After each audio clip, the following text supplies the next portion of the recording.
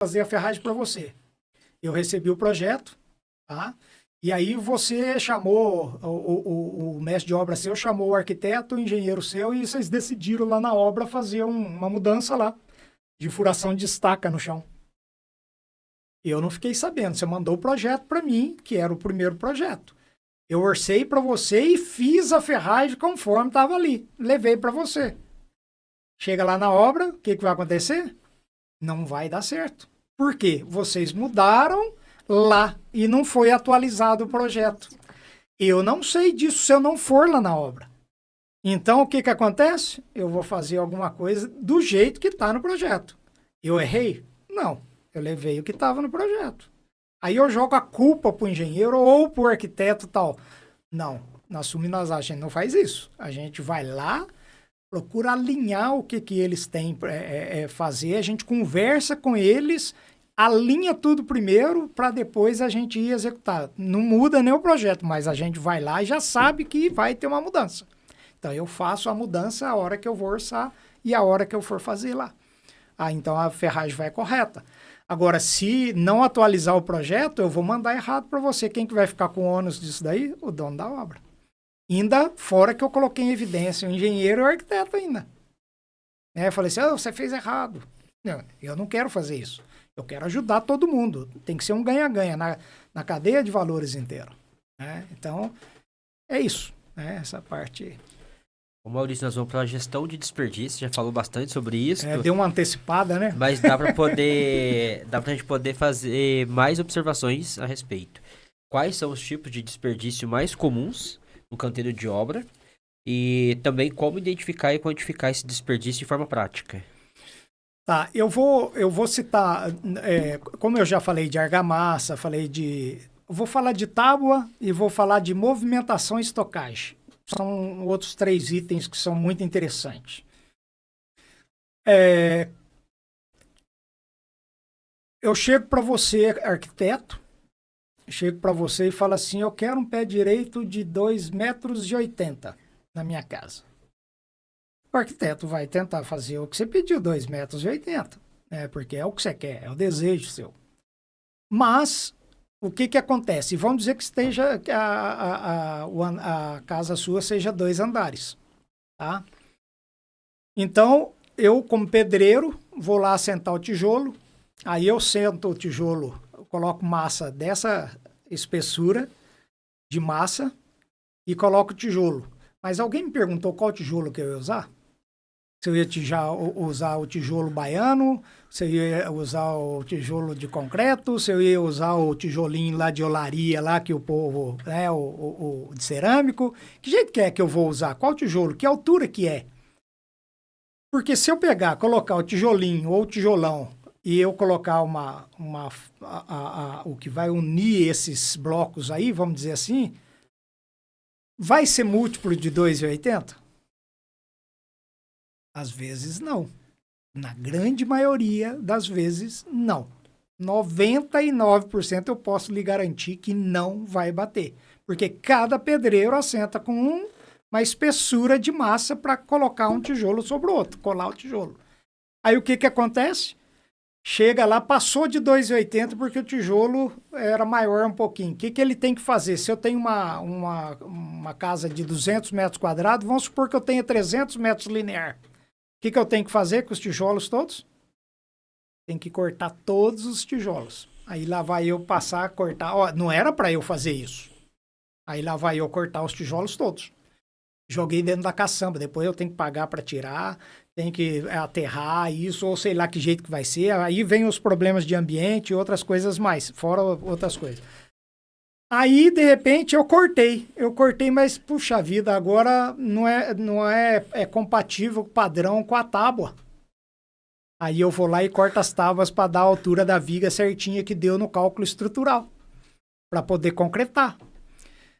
Aí, quando eu vou reutilizar no segundo piso, a tábua já não dá mais e, de repente, não deu altura de novo, porque o cara já colocou uma altura de colocar os tijolos diferente. Aí o que aconteceu? De novo, desperdício. Aí eu tenho que comprar outras tábuas, aí eu vou ter que gastar, que é o segundo maior índice. O primeiro índice, Argamassa, segundo, tábua, terceiro, a ferragem. Então, olha só para você ver, esse é uma coisa que pode nascer no projeto, mas não tem um processo para garantir que eu tenha uma uniformidade para cada tipo de tijolo. Qual a altura que eu tenho que ter de massa de assentamento? Não tem. Ninguém, cada um pratica de um jeito. Não existe treinamento para ninguém isso daí. Não tem um gabarito para aquilo ali. Tem uns ou outros que aparecem de vez em quando, mas teria que ter. Olha para você ver a oportunidade. De repente, uma fábrica aí ouvindo o podcast nosso aqui, de repente ele pode criar, opa, eu vou criar um negócio desse daí para, né? Ou isso daí vai trazer uma redução de custo violenta. Outra coisa que eu falei que perde bastante também, que é a parte de movimentação dentro de obra. Se eu tenho uma obra que, por exemplo, é uma obra comprida, não alta, mas comprida, na onde que eu deixo a estrutura minha de gestão da obra? Eu deixo tudo num lugar só. Eu deixo aqui banheiro, bebedouro, cozinha, deixo a gestão, quem está ali fazendo a gestão da obra, deixo almoxarifado, eu deixo tudo ali, né, no começo da obra aqui. Se o cara está trabalhando 600 metros dali da onde eu estou, e ele de repente vai ao banheiro, quanto tempo que ele leva para sair de lá do canto lá e vir para cá? Fazer a necessidade dele, que necessidade fisiológica, todos nós fazemos no mínimo 2 por dia. Uma de manhã, outra à tarde. Isso é estudo estatístico, não tem jeito de ser diferente. Pode ser que alguém faça 1, pode ser que um faça 4. Então, na média, faz 2 por dia. Se o cara leva 10, 15 minutos para ele vir aqui e depois 10, 15 para voltar, é meia hora. Se ele fizer 2 vezes, 1 hora eu perdi daquela pessoa. E se eu tiver 10 pessoas na obra, quanto que eu perdi de mão de obra num dia? E aí, só que ele bebe água, ele acabou de chegar lá e falou, nossa, esqueci de beber água. Volta de novo para beber água. Tá lá parada a obra. Ah, esqueci de beber café. Volta de novo e assim vai. A movimentação, se eu não tiver o canteiro de obras, ele bem definido, que aí entra o diagrama de espaguete, que é uma das ferramentas também do Lean. Se eu não aplicar o diagrama de espaguete, eu não entendo um lugar para cada coisa no seu lugar. Ou seja, o banheiro ele pode ser móvel, a betoneira pode ser móvel, a extensão pode ir até na onde. Ou seja, tem muitas saídas para isso. Mesma coisa num prédio, né? Eu estou lá no 10º andar, o restaurante está lá embaixo. Você imagina se o cara não puder descer, não tem elevador ainda, só tem de carga, mas desce 2 pessoas, e se tiver 20 pessoas trabalhando, como é que vai fazer essa movimentação toda? E outra, é para levar carga, não é para levar pessoas. Então as pessoas descem pela escada e sobe pela escada. Aí ele pega o celular, ele vai fumar, ele vai... Então, pra você ter uma ideia, você pode ganhar mais ou menos 1 ano só com essas movimentaçõezinhas pequenininhas aí, tá? Gastei algum dinheiro? Só organizei. Tá?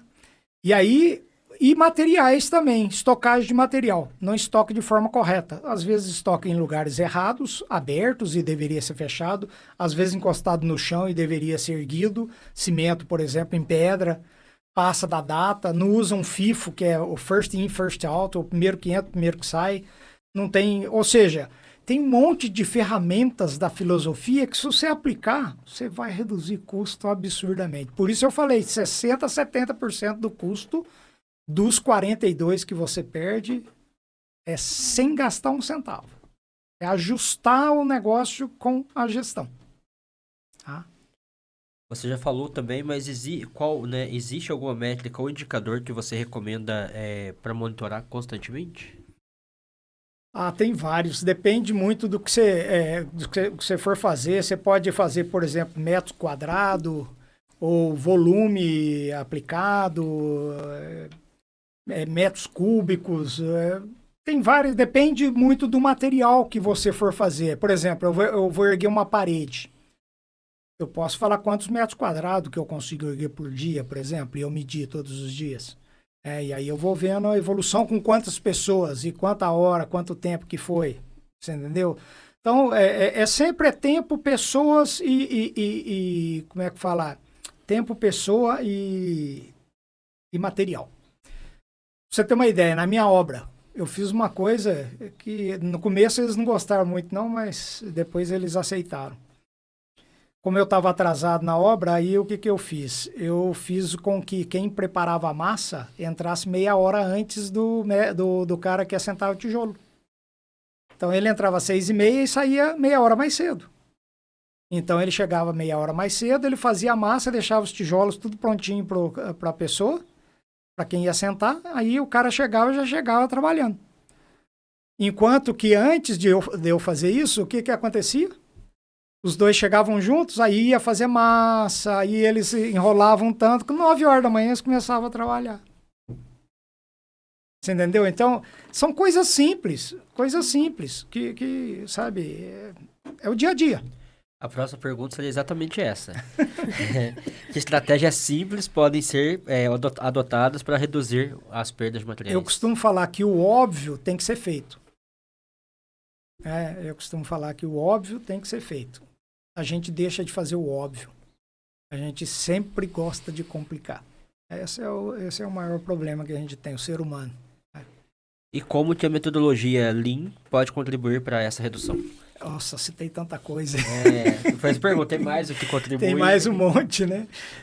Nossa, tem muita coisa, gente. Nossa, muita. Uma consultoria online que a gente deu para uma empresa de Londrina.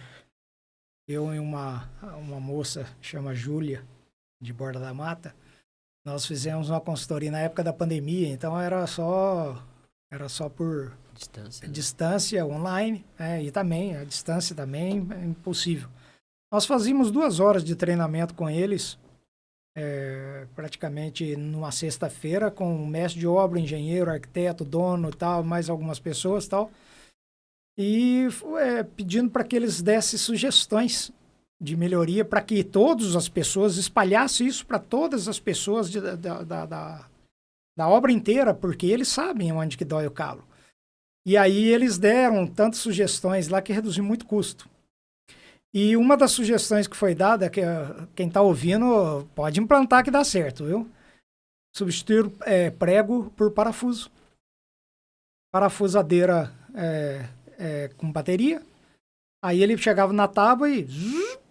Aí revertia depois a rotação e retirava. Ou seja, ele preservava a tábua, ainda preservava... Porque quando você vai tirar o prego, ele entorta. Quando não, você quebra a tábua com pé de cabra, né? Então, você não reutiliza.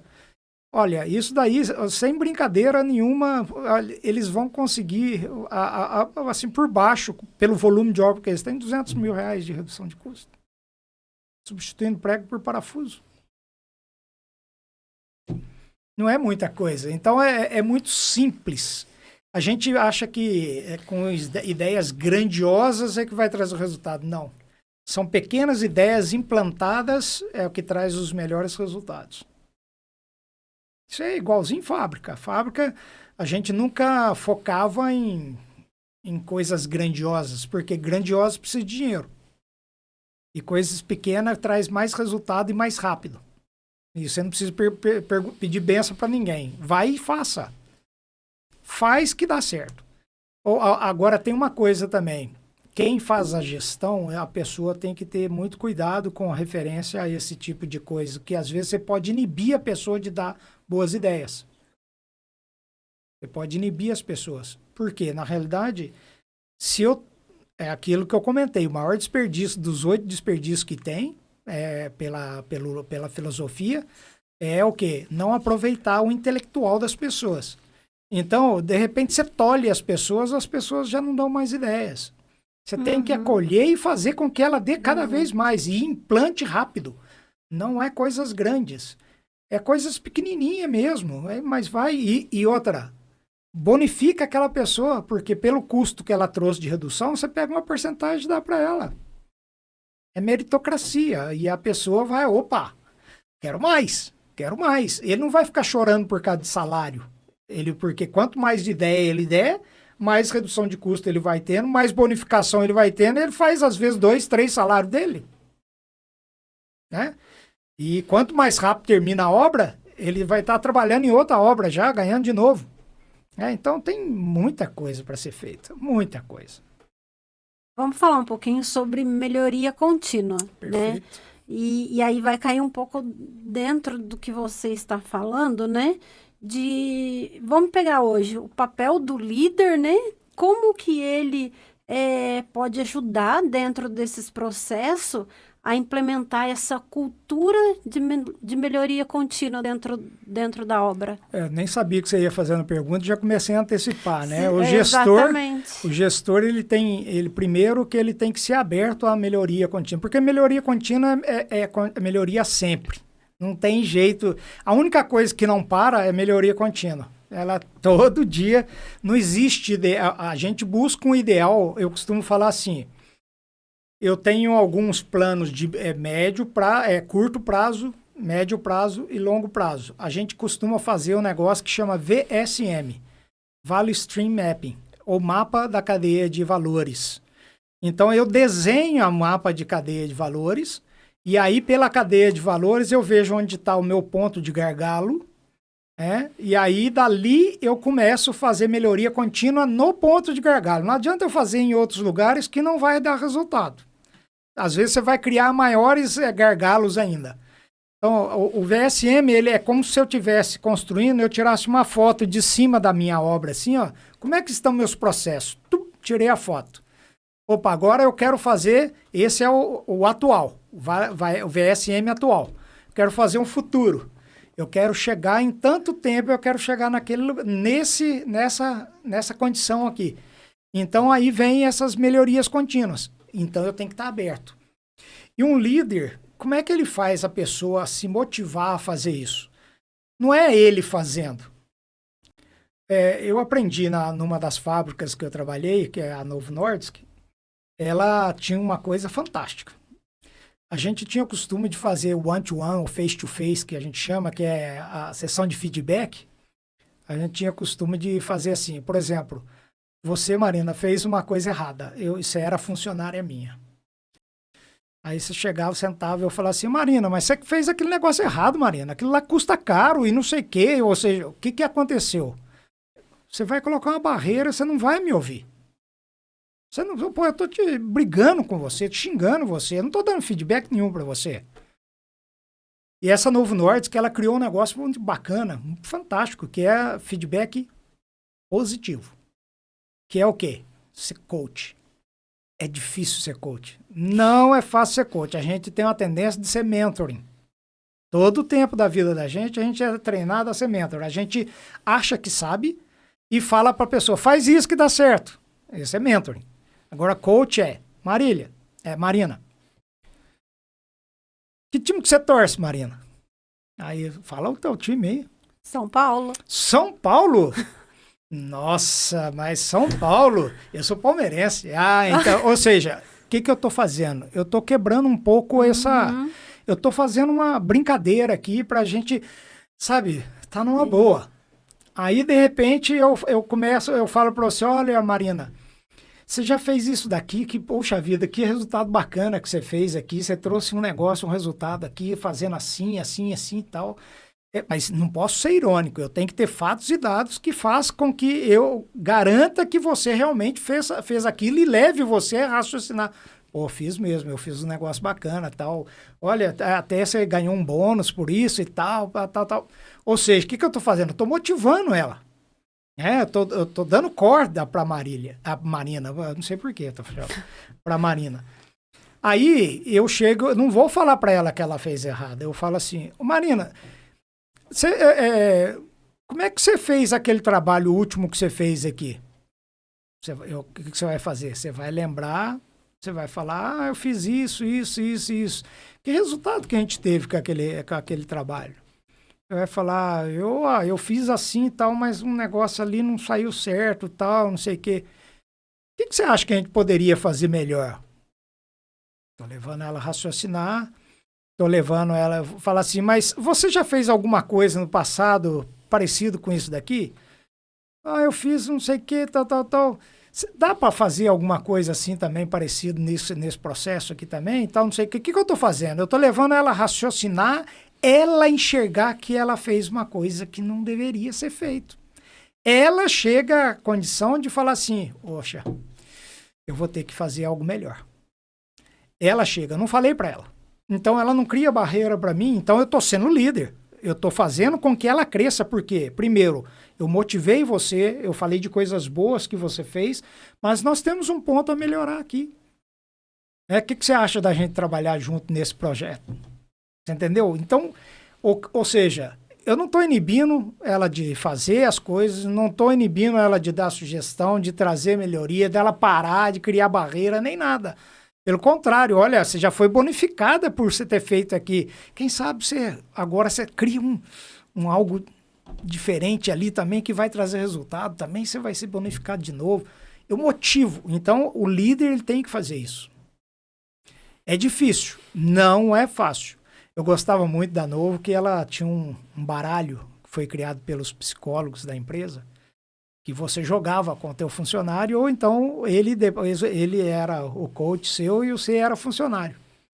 E ele jogava uma cartinha e a cartinha era uma pergunta e você tinha que responder. Então ele jogava a cartinha de perguntas e você ia tendo que responder, para treinar a gente a ser coach, porque é difícil. A tendência é, você fez errado, por que você não faz assim?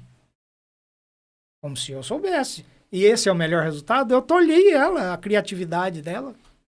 De repente, ela pode ter uma ideia muito melhor e trazer muito mais resultado.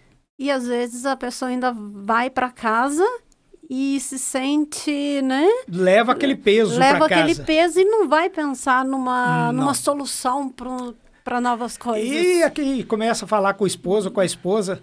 Aquele meu chefe é uma porcaria. Não sei o que, não dá vontade nem de voltar lá naquela empresa mais. Não é assim? Exatamente. E aí começa a criar ruídos dentro da empresa, você tem que ficar administrando ruídos. E isso acontece, você imagina, isso acontece dentro da construção civil? Nas obras? De jeito nenhum. Isso não tem dentro da construção civil. Não tem. Quem que conversa com a pessoa para dar um feedback que ele fez um bom trabalho de erguer uma parede, de olha que bacana que você trouxe redução de custo aqui, que não sei o quê? Isso não existe. Não existe recursos humanos dentro da construção civil. Raríssimo. Tem um ganho aí violento. Tem um ganho violento aí. Olha, agora entrando aqui numa das coisas que a gente estava conversando também nos bastidores, né? Dentro das ferramentas de gestão, aqui já foi falado um pouco sobre o PDCA, né? Vamos falar um pouquinho sobre o 5S e o Kaizen?